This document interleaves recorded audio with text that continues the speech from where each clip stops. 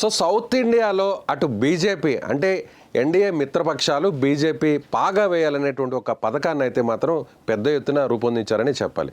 అందులో భాగంగా నిన్న జరిగినటువంటి అమిత్ షా పర్యటన చాలా కీలకంగా మారింది. దీనికి ఒక వేదికగా మారింది. దానికి సంబంధించినటువంటి అప్డేట్స్ ఒకసారి మీకు చూపించే ప్రయత్నం చేస్తాను.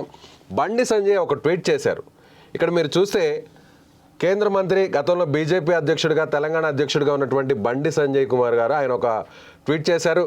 Engaging and candid conversation with dear brothers Pawan Kalyan గారు అండ్ నారా లోకేష్ గారు, conversations that blend vision and camaraderie avail always leave in impact అని కొన్ని ఫొటోస్ ఆయన షేర్ చేయడం జరిగింది. ఆ ఫొటోస్లో బండి సంజయ్, పవన్ కళ్యాణ్, లోకేష్ ఈ ముగ్గురు కూడా కాసేపు ఏకాంతంగా మాట్లాడుకున్నారు. అది కూడా ఉండవల్లిలోని చంద్రబాబు లోకేష్ నివాసంలో.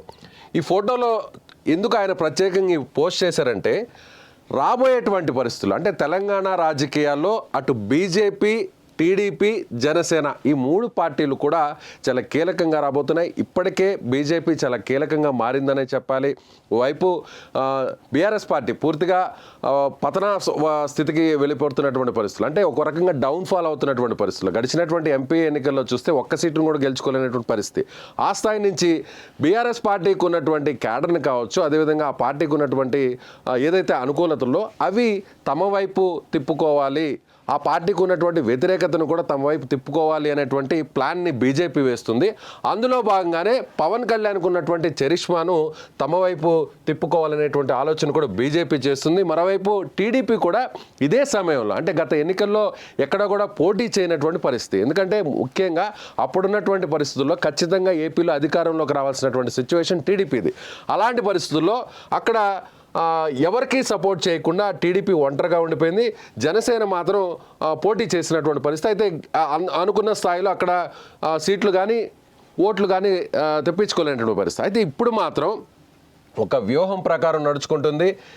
మొన్న జరిగినటువంటి సంక్రాంతి వేడుకల్లో ఏదైతే కేంద్ర మంత్రి, తెలంగాణకు సంబంధించినటువంటి కేంద్ర మంత్రి ఎవరైతే కిషన్ రెడ్డి గారు ఉన్నారో ఆయన కొన్ని కార్యక్రమాలను అక్కడ ఏర్పాటు చేయడం జరిగింది. ఢిల్లీలో సంక్రాంతి సంబరాలు నిర్వహిస్తే ఆ కార్యక్రమానికి ముఖ్య అతిథిగా మోడీ రావడం జరిగింది, ప్రధానమంత్రి మోడీ రావడం జరిగింది.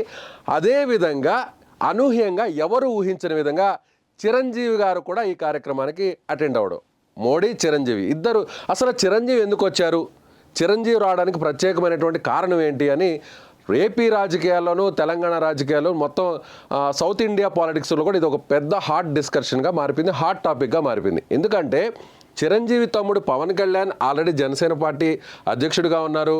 ఆయన ఏపీలో డిప్యూటీ సీఎంగా ఉన్నారు. కేంద్రంలో ఉన్నటువంటి మోడీ, అమిత్ షాలకు చాలా సన్నిహితంగా మెలుగుతున్నారు.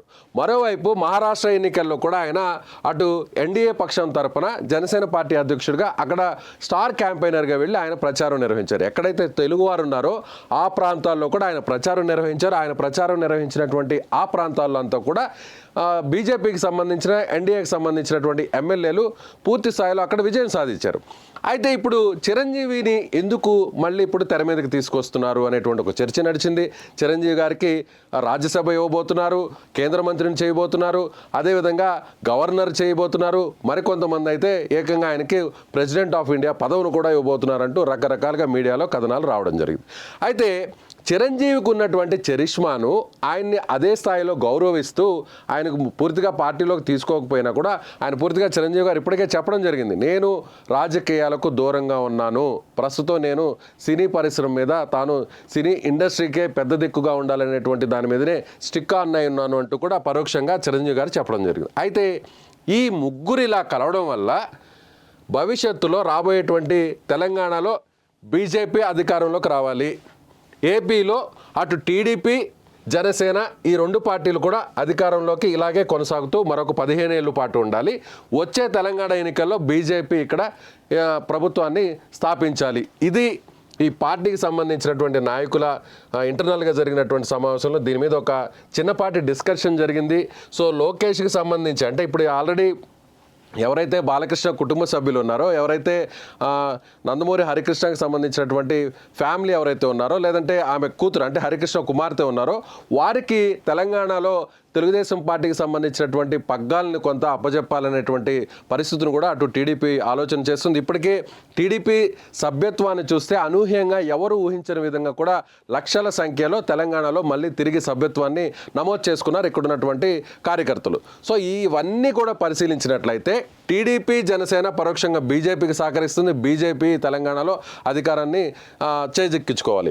అదే స్థాయిలో టీడీపీకి ఇక్కడ సహకరిస్తూ టీడీపీకి 15 ఏళ్ల పాటు తాను సపోర్ట్ చేస్తానంటూ కూడా పవన్ కళ్యాణ్ చెప్పడంతో ఈ ముగ్గురు నాయకుల మధ్య జరిగినటువంటి చర్చ ఈ ఫోటోకి ఒక కేంద్రంగా మనం ఆ చర్చకు కేంద్రంగా ఈ ఫోటోనే అనేది మనం చెప్పవచ్చు. ఈ ఫోటోలు మాత్రమే ఆయన సపరేట్గా షేర్ చేశారు.